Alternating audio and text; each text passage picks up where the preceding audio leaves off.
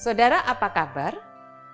Semoga program Sapaan Gembala yang menemani setiap hari ini dapat memberkati kita semua. Saudara, pernahkah Anda mendengar orang bertanya seperti ini? Mengapa Tuhan izinkan saya mengalami penderitaan?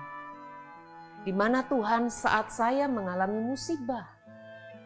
Atau, jika Allah Maha Tahu dan Maha Kasih, mengapa Ia tidak meluputkan kami dari bencana? Saudara, bukankah pertanyaan-pertanyaan serupa ini seringkali muncul saat seseorang di tengah penderitaan? Sama halnya dengan Israel. Kita tahu bahwa setelah kematian Salomo oleh karena dosa penyembahan berhala, maka kerajaan Israel terpecah menjadi dua. Kerajaan Israel Utara dengan ibu kota Samaria serta kerajaan Yehuda di selatan dengan ibu kota Yerusalem.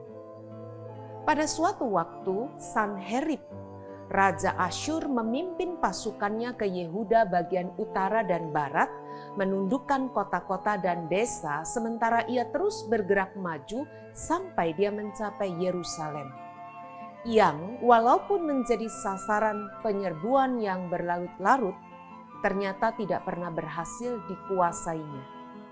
Barulah Nebukadnezar, penguasa Babel di masa berikutnya, yang berhasil menaklukkan Yerusalem dan membawa penduduknya menjadi tawanan ke negeri Babel. Hari-hari di dalam ketidakpastian seperti ini telah membawa kegelisahan, ketidakamanan, dan kesukaran, terutama bagi para petani dan penduduk desa. Gangguan pasukan tentara yang lewat, yang tidak jarang menyerbu desa-desa kecil dan memperbudak penduduknya, menyebabkan ketakutan. Sementara para pemimpin, orang kaya, para imam berkomplot dengan para nabi di kota-kota besar dan mereka merasa aman di dalam kubu-kubu pertahanan mereka.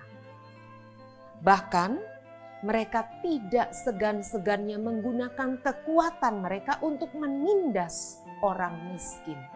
Klop sudah penderitaan mereka. Para petani tidak mendapatkan perlindungan dari tentara asing. Mereka semakin menderita karena koruptor dari bangsa mereka sendiri. Bahkan di tengah situasi inilah Nabi Mika diutus oleh Tuhan untuk menyampaikan hukuman bagi mereka yang bertindak kejam dan tidak adil terhadap sesamanya. Mika sendiri hidup sejaman dengan Yesaya. Ia berasal dari Moreshet, sebuah desa di Yehuda, kerajaan selatan. Ia sangat yakin bahwa Yehuda akan mengalami kehancuran seperti halnya kerajaan utara yang lebih dahulu ditaklukkan oleh penguasa asing. Namun meskipun demikian, Mika juga mengungkapkan tentang pengharapan masa depan.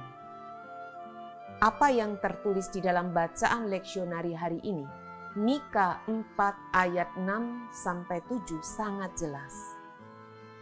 Demikian, pada hari itu, demikianlah firman Tuhan, Aku akan mengumpulkan mereka yang pincang dan akan menghimpunkan mereka yang terpencar-pencar dan mereka yang telah kucelakakan.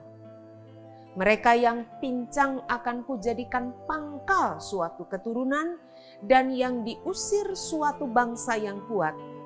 Dan Tuhan akan menjadi raja atas mereka di Gunung Sion dari sekarang sampai selama-lamanya. Mika 4 ayat 6-7. Ya, Tuhan tidaklah diam. Ia tidak meninggalkan umat-Nya. Ia tetap bekerja pada saatnya. Tuhan peduli kepada orang-orang pincang meskipun mereka seringkali dianggap lemah dan tidak berguna. Bahkan mereka yang dipandang rendah ini dijadikan oleh Tuhan pangkal suatu keturunan. Artinya, Bapa bagi sebuah kaum yang baru. Janji pemulihan Tuhan sangatlah jelas. Orang-orang yang terusir akan dijadikan Tuhan sebagai bangsa yang kuat. Saudara, apa yang hendak kita katakan? Ya, tidak ada yang mustahil bagi Tuhan. Sekalipun Tuhan menghukum umat karena kesalahan dan dosa mereka, Ia tidak meninggalkan mereka. Sekalipun di dalam hukuman, ada kasih-Nya yang sangat besar. Yang dibutuhkan adalah kesediaan untuk tunduk di bawah Tuhan. Percayalah, di dalam situasi apapun, Allah kita tidak pernah berubah. Kalaupun Ia mengizinkan kita mengalami kesulitan bahkan penderitaan, kasih-Nya tidaklah berubah. Bisa jadi, semua itu dipakai oleh Tuhan menjadi alat kebaikan bagi kita. Apakah saudara percaya?